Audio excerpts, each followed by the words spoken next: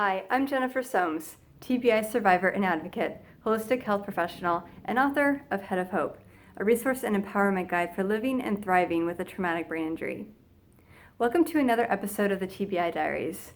Today's topic, being present with someone else's pain. In our modern day culture, at least here in the United States, when someone you know is going through a hard time, regardless of what that is, whether it's a TBI, a chronic illness, a big life change that is affecting somebody in a challenging way, could be anything. We tend to do one of two things when confronted with someone else's suffering, pain, or discomfort. We tend to either, one, shut down and run away because we don't know how to handle it, or we don't know how to fix it, so we just don't do anything and just try to disengage from the situation and maybe even that person. The other option, option B, is to try to fix it.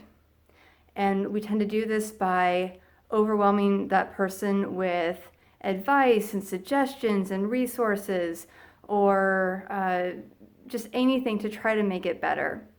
And while this is well-intentioned, it tends to backfire, and here's why. When we try to fix somebody, or even if we think that we are not trying to fix, but offering our best advice and suggestions and resources, if they're not been asked for, that's one boundary crossing, at least for me. But we tend to put ourselves over the person that we're trying to help. Meaning that when we say, oh, I'm here for you and I just want to do anything I can to support you. Notice the subject of the sentence that I just put there. The subject is I. And it has nothing to do with that person. Language to me is also very, very important, and we can use our language very strategically.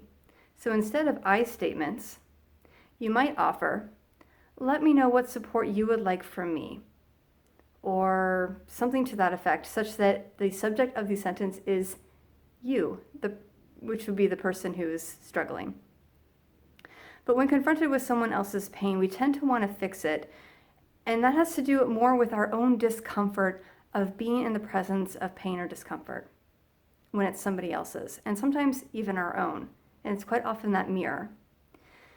And what is often needed by anybody who's struggling is just someone to be there with them, to be present without the need to fix, without any other agenda other than to be there and to go, I hear you, I'm here with you however you need that, and to just simply be there.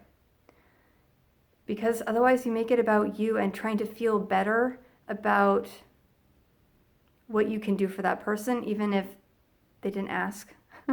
So a few things to consider when helping somebody, whether that's someone you know with a TBI or even us people in the TBI community. We encounter each other from time to time, or sometimes often, depending on the circles that you're in. And it can also be challenging to hear other people's stories and to not jump in with advice and things like that. But what we really need most of the time is just somebody to go, feel free to tell me any of it. Call me, text me anytime. Let me know if you just want me to sit with you, if you want me to cry with you, laugh with you, whatever it is. And to make it less about you and your own discomfort.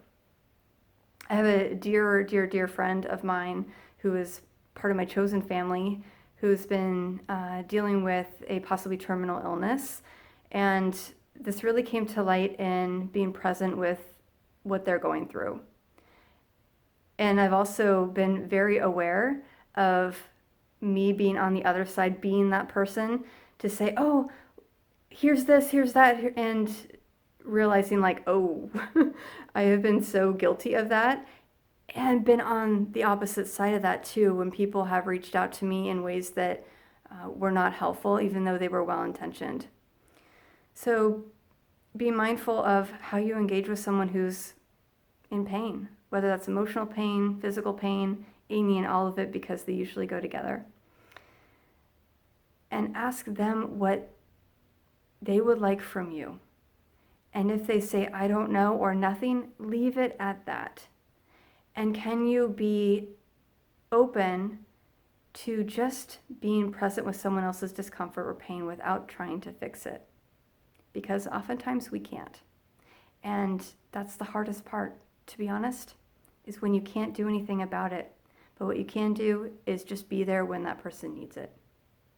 If you have any questions or comments about this topic, I would love to hear them down in the comments below. So please go ahead and write them down.